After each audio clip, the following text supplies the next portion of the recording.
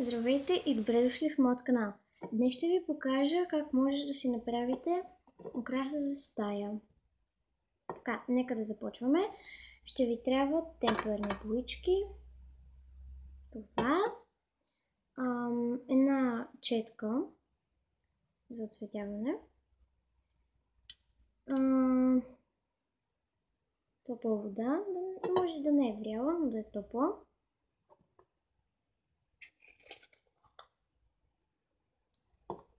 Нека да започваме. Ето, аз сипах водичка предварително. Може цветовете да си ги направите да преливат. Моите не са точно да преливат, но вие може да си ги направите и да преливат. Отварям боята и с ето това, да кажем, с дървената част на четката, топваме връхчето на четката. Затваряме темперната боя.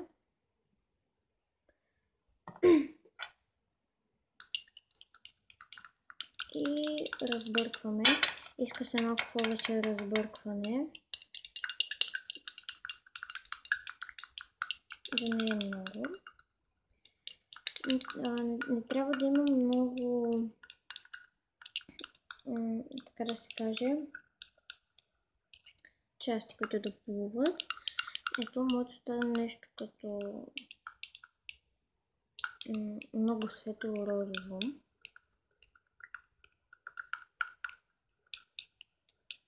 Така, готово. Избърсваме четката, защото естествено, ако я смесим с друго, няма да стане.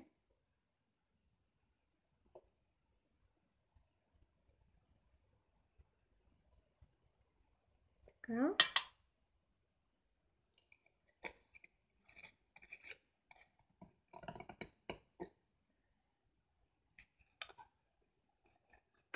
Отваряме другата част. Взимаме другата темперна боя.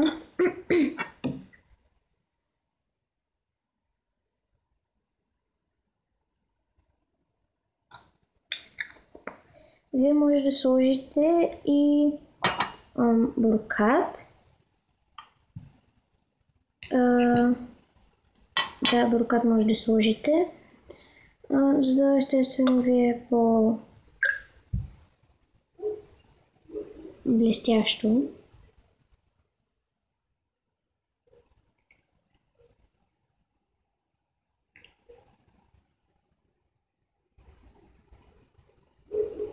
Да.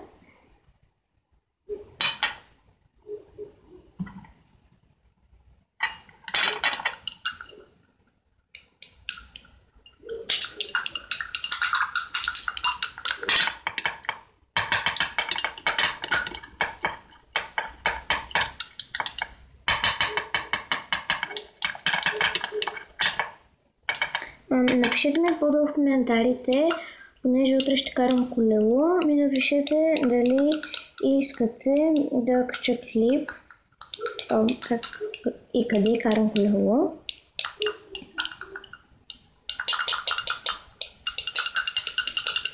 И с кого карам колело.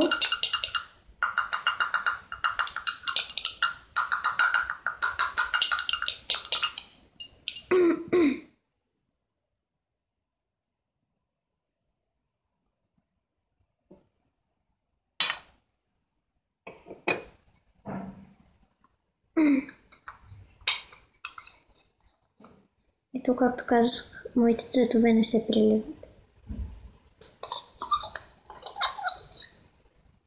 Извинявам се, че така скърца.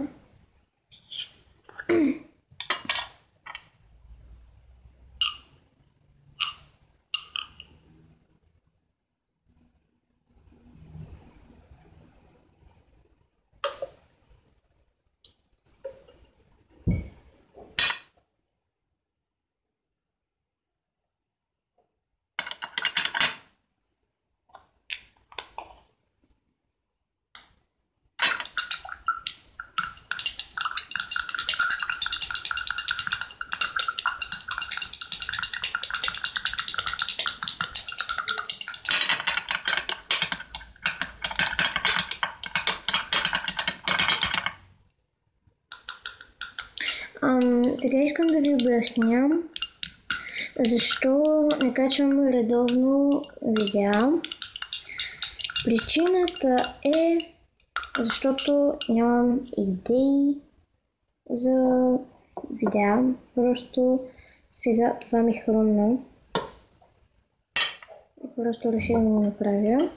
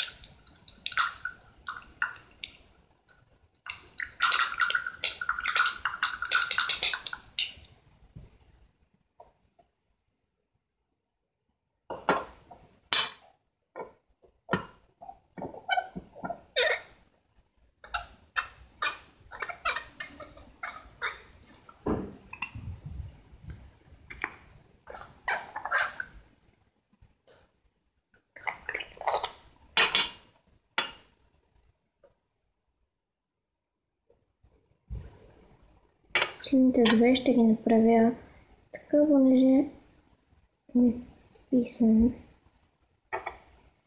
да развързваме.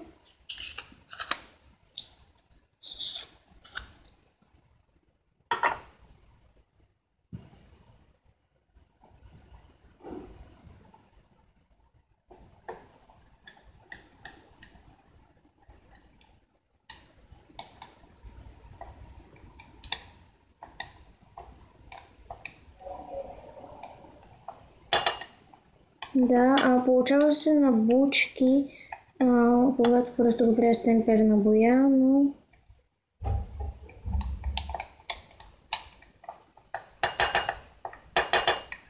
после малко като го разрушите, няма да се вижда.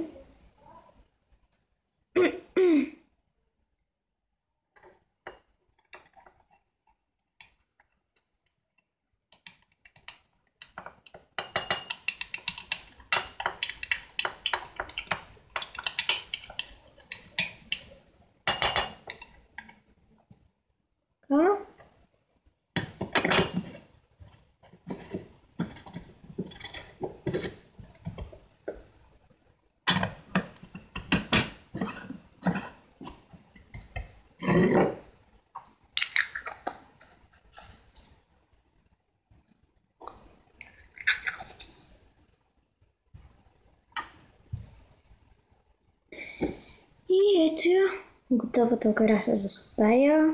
Надявам се да ви е харесала. Ако е така, може да ми го покажете, като дадете палец нагоре, и ако видеята ви ми харесват, може да се абонирате за каналът ми. В описанието ще оставя, ще напиша какво ни беше нужно за ето тази украса. Да, това беше. До скоро!